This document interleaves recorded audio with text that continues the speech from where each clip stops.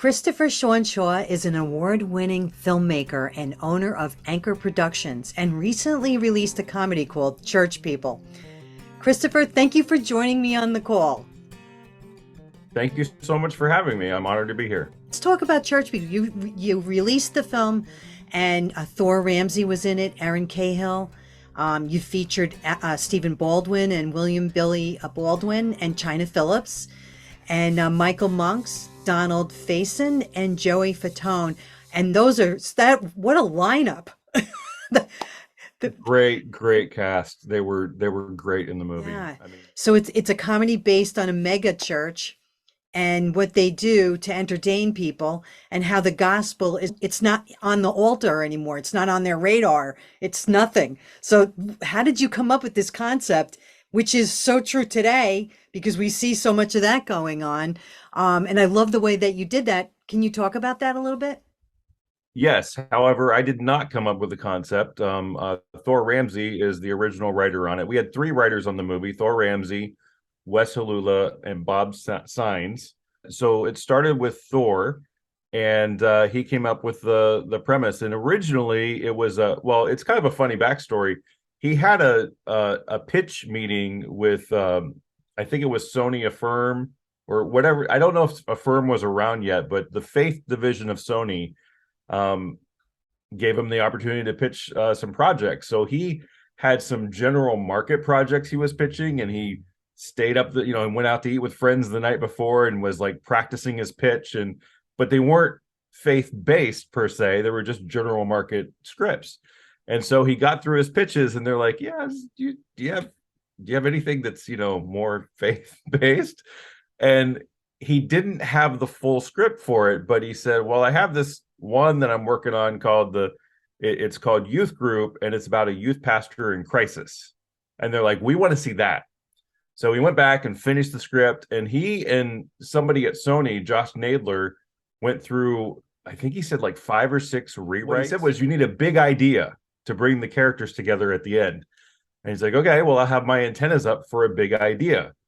So he doesn't know what it is. And one day he gets a call from a church plant pastor friend who says, you're never going to believe what this big mega church is going to do. And we would probably know the name if I said it, but you're never going to believe what this big church is going to do for their, Good Friday Easter service. And Thor's like, what? He's like, they're going to have a crucifixion. It's like, no. I'm looking at their webpage right now. So long story short, they weren't actually going to have a crucifixion. When they researched it, they just found out that it's going to be such a graphic presentation of the passion that, there's all these trigger warnings and stuff, and it's going to be really gory. But Thor was like, for a moment, I thought it was actually I thought the evangelical church has gotten to such a point that somebody in America would try to do that. And so he's like, that's my big idea. What are you going to do? I told him he's insane. Been praying for you about that toe fungus. This could be beneficial for all parties involved. We foster a yes environment here.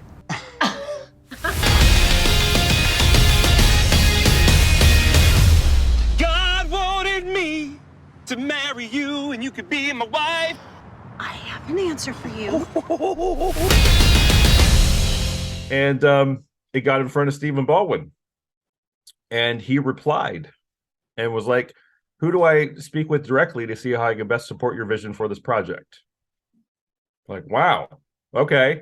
And then I think the next morning I was reading an email from Stephen Baldwin that said something like, I've been looking for filmmakers with the right comic sensibility to do something just like this.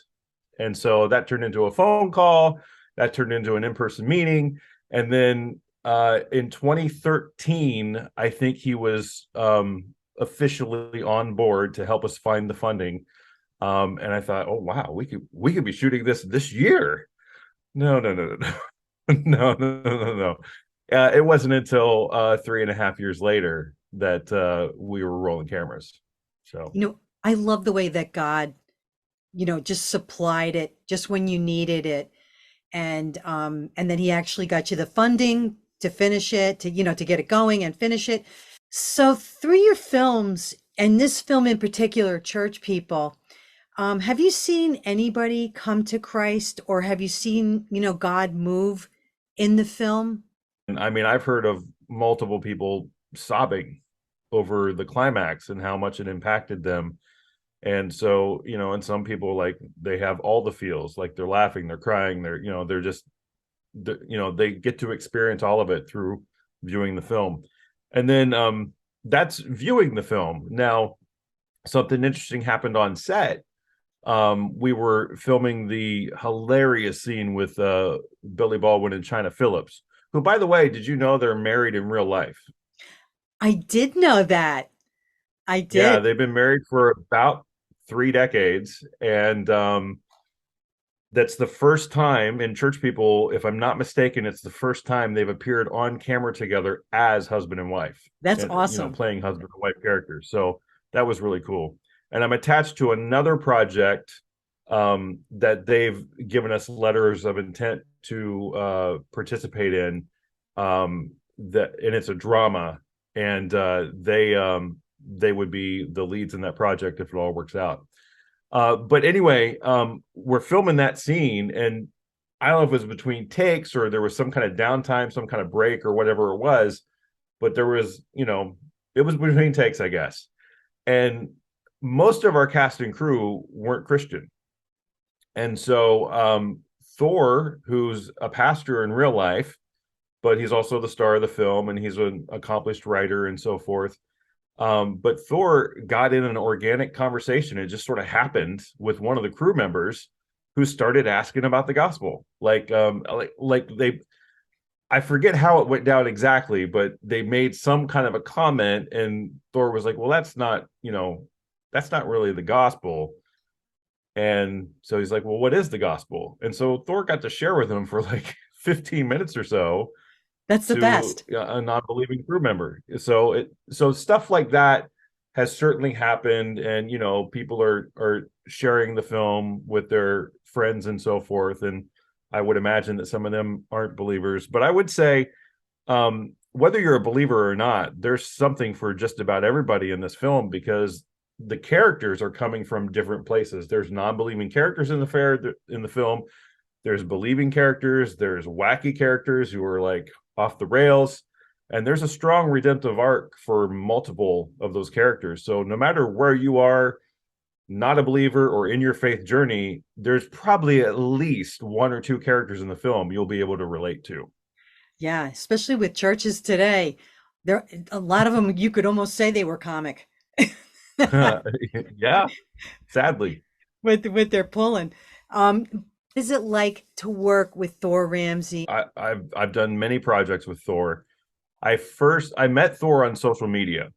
I was aware of him, and quite frankly, I was a Thor Ramsey fanboy, and I just thought he was hilarious. And I mean, I used to he was the host of a show called Bananas. I was in a place in 2009 where I just felt like I need to laugh. And I felt like the Lord was doing something in my heart. Like I need to laugh. And so I had a subscription with christiancinema.com, which, by the way, Church People was on christiancinema.com, FYI. But I had a subscription with christiancinema.com. And so I went to the comedy section. And for the most part, I just went in alphabetical order through the comedy section, and one DVD at a time. This is back when they sent out DVDs like Netflix. And B for Bananas, early in the alphabet, is the letter B, and Thor was the host of a comedy show called Bananas. And interestingly enough, they actually filmed that show in Columbus, Ohio. And I told you I was from Ohio. And I went to college near Columbus in Westerville. I went to Otterbein College, now University. And so anyway, just, really interesting. They filmed the show in Ohio. But so I'm consuming these DVDs. I'm watching the behind the scenes interviews with the guest comics, and I'm watching the zany antics they would do, because they would do this bit where they would go around town in different places and just act up and be goofballs. And I'm a quirky goofball, surprise. And so I would consume these videos, and I started and I would sit there and think, I'd watch the intro, and Thor's graphic would pop up and he's all like sort of animated, and I'd sit there and think, man, I wonder what it'd be like to be friends with somebody like Thor Ramsey. And I had sort of daydreamed about that, honestly. And so I started connecting with these comedians I was seeing on Bananas and Thou Shalt Laugh. I started connecting with them on Facebook. So I connected with Thor on Facebook in 2009. And very long story short, we ended up working on a short film in 2010. So this project I worked on with Thor for the first time was for the 168 Film Project. It was called Skip Listening, which we now have a feature script for as well. If anybody out there has funding, they want to like be an executive producer or something, hit me up.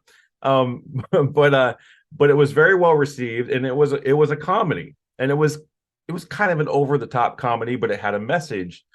And I believe the Lord was showing me, especially in hindsight, that you can have an impact through comedy. And I like what Michael Jr. says. He's a Christian comedian, hilarious. Look him up. He's in the first Thou Shalt Laugh DVD with Thor. But Michael Jr., I'm going to misquote him, but basically he says, like, comedy breaks down walls. And then you can, if you have truth to share, it's sometimes easier to share that truth after those walls have come down. And I mean, think about it. What's one of the most unifying experiences that human beings have? Laughing. Yeah. Right? Yeah. I mean, you could have people on different political sides of the aisle, whatever, in the room, and if they're laughing at something together, that's sort of in a way, a common human bond, right? Mm-hmm. And it breaks down walls. And so I believe the Lord uses comedy to not only bring healing, inner healing to people who need to laugh, like I did in 2009, but to also make people more open to the truth. If you have a truth to share in your film, then wrap it in comedy, and I think it's a little easier to receive. Yeah. Christian film doesn't have to be so serious all the time. And that's one thing that I adore about this movie, is because through the trailer, I was laughing my head off. It's just a movie to see. So I encourage everyone out there to check this movie out. Something I would want people to know is that the people who invest in film pay attention to what films are well received. And so if you like a film, or if let's say you see the trailer to Church People or whatever the movie is, if you see a trailer and you think it looks good and you're planning on seeing it in theater, try to see it opening weekend if at all possible, because that shows box office numbers. Investors pay attention to that. And if a movie doesn't have a great box office, then that's not a very good sign for a future investor to want to invest in that filmmaker's other movies and stuff. And then another thing that's exciting that I think is happening, but we are in early discussion, but it sounds like it's happening, to have a re-release of sorts of Church People in 2023, theatrically and in churches. Wow. And it's going to be, I don't have all the details yet. However, it's going to be on a city by city basis, and it's by request, and it's a duplicatable model. So if your pastors would want to host a screening of Church People and maybe have a Q&A with Thor and me, that looks like it's going to be available in 2023.